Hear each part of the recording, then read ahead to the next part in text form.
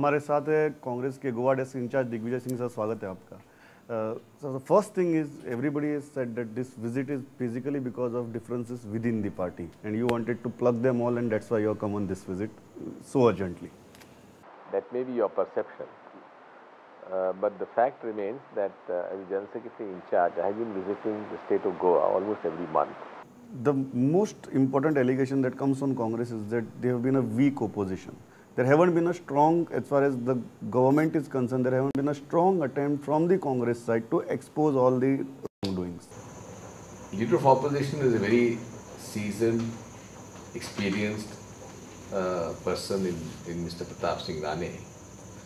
At the same time, we have a very enthusiastic PCC president in John Fernandez, who has been attacking the misgovernance of the BJP and has been exposing them on issues. So we have a team which is now Many of the MLAs are not happy with the functioning of Mr. Pratap Singh Rane. They say our leader of opposition needs to be more aggressive, more forthcoming and more interactive also, which is not the case. You see, the MLAs themselves have to do some introspection. Instead of leaving everything to the leader of opposition, who is stopping them from attacking the BJP government themselves? So you are completely backing Pratap Singh Rane. I am backing Congress party. And you are saying that those issues raised by the MLAs are responsible for it and it is not the fault of the leadership. No, it's a responsibility of everyone. Every congressman in Goa has a responsibility of exposing the corruption, exposing the nepotism and exposing the non-performance of the Mohan Parikar. Are you saying MLAs are not doing enough? I have not said that. You feel so? Well, this is what you said, that the perception in the minds of the people of Goa is that the Congress leadership party is not offensive enough in the assembly. That is what you told me. So that is not my statement. If what you are saying is correct, then our MLAs have to be more aggressive on issues. Many people say your MLAs were in the government before this government came to power. And there are many skeletons in the cupboard which is stopping them from becoming aggressive. And that is giving a complete red carpet walk away to the BJP government. It's not correct.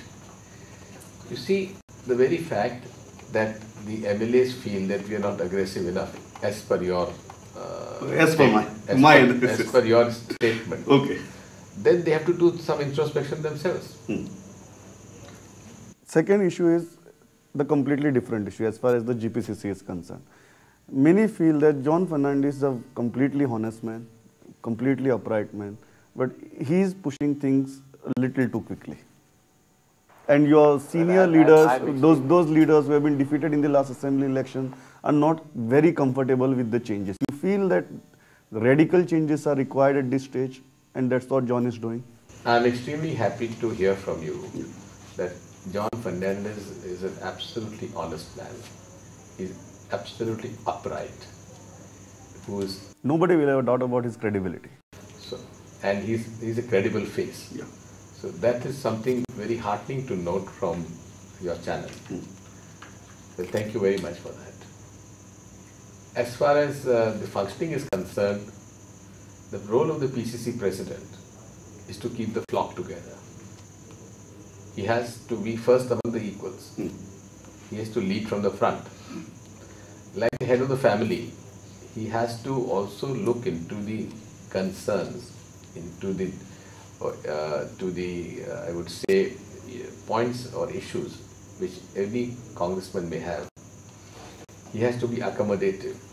He has to be responsive and yet be the leader. This is what John has to do. There's nothing wrong that John Fernandez has said till date. He said that there were some of our politicians, senior members were involved in different kinds of scams and illegalities and party will not support them if they are booked. Your senior leaders and those MLAs who have been defeated in last election are not very happy with this stance of the party. They want party to back them and still back them even if they were involved in this scam. So it's a circus, and this election here. What will be your advice to John how to deal with such kind of a scenario? Well, there are two things. One, if there's a prima facie case against someone and there is a leader who will be charge sheeted, because the charge sheet is put up only if there is a prima facie case. So once a leader is charge sheeted, then of course there is no question of supporting him. But if the state government is acting out of vindictiveness, is making false charges, is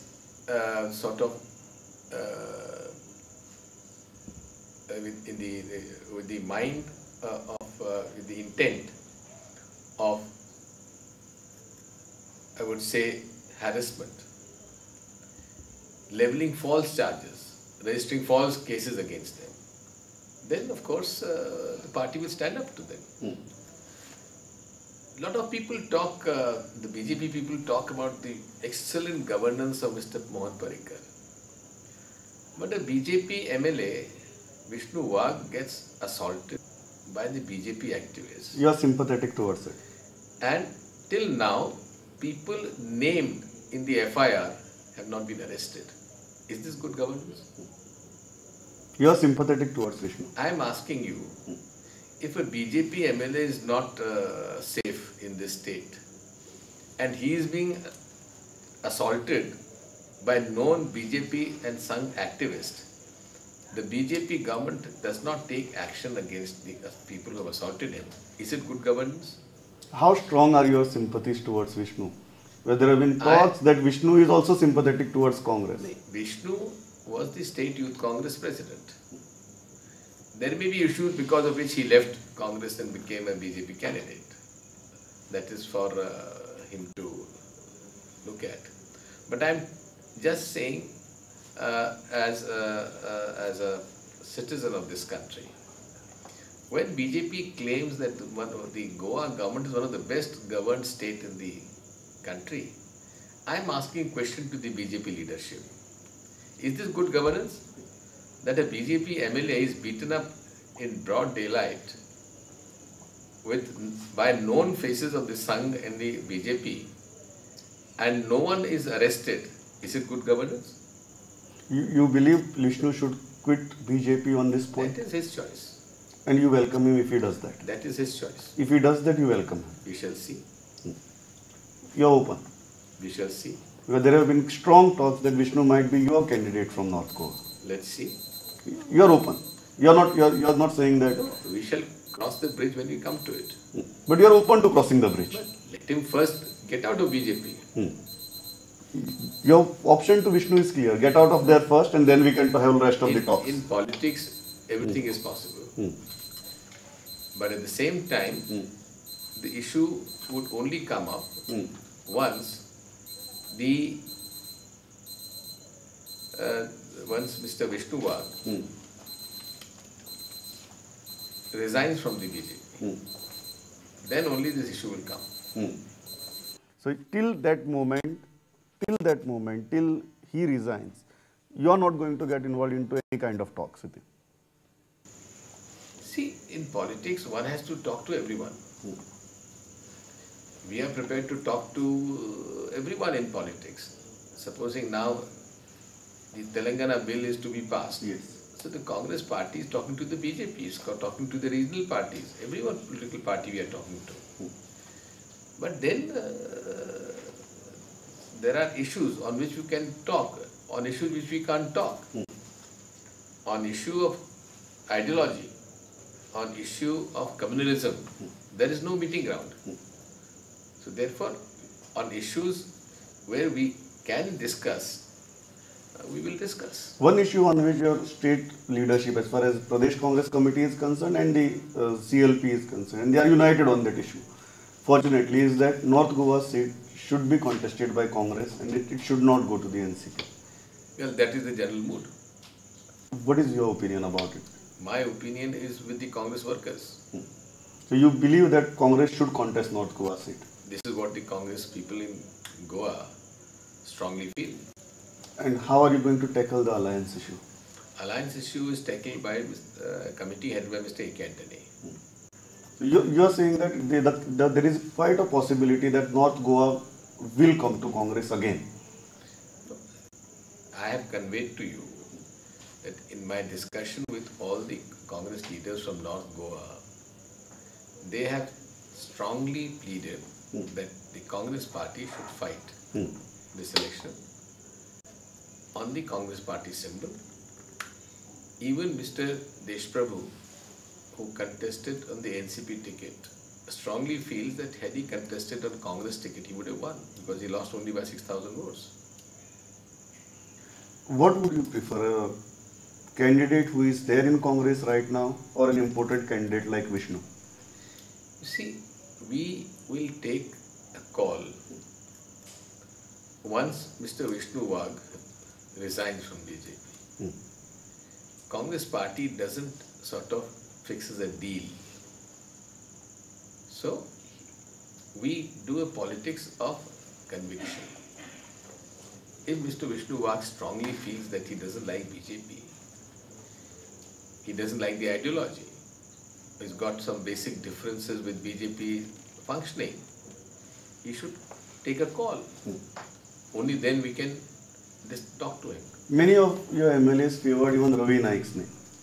Yes, Ravi Naik is an ex-chief minister and he's a strong candidate.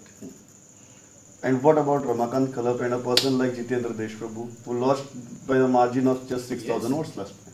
Mr. Deshprabhu is also deserves consideration because he lost by a very narrow margin. As far as Mr. Khalap is concerned, he has been a member of parliament, he has been a very popular leader, he has been a central minister, so he is also a strong candidate. The choice is tough. Well, I would say, we have to make an assessment. We don't have a barometer by which we can sort of test who's going to win, who's not going to win. It is an assessment made by the leadership after discussing with all sections of the Congress party and amongst the people. We had our observers who came to this constituency, have made an independent assessment which has been sent to the leadership. Now we'll decide. How much more time Congress will need to finalize the candidates? Because what happened during last Lok Sabha election... I told you, yeah. By 15th of March we'll declare it. You will declare both the candidates. Because what happened during last election, it was too late at the last moment. Yes.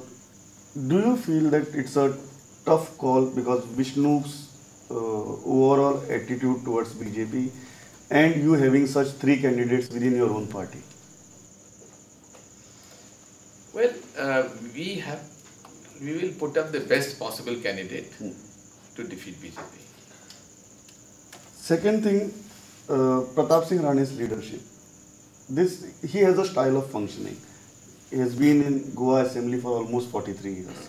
And there is a specific way through which he functions. And in the electoral politics, when you are an opposition leader, people expect certain aggression because that creates ultimately perception of the ruling and the perception of the opposition. You feel that Congress is losing out on that perception front because of his leadership? Pratap Singh Rane is an asset to the Congress party. He, in spite of the fact that he has been a chief minister for such a long time, there are no scams associated as far as Pratap Singh Rane is concerned. His image is much better than any one of the other leaders of any political party. So therefore, he has a certain stature not only in Goa, but also at the national level.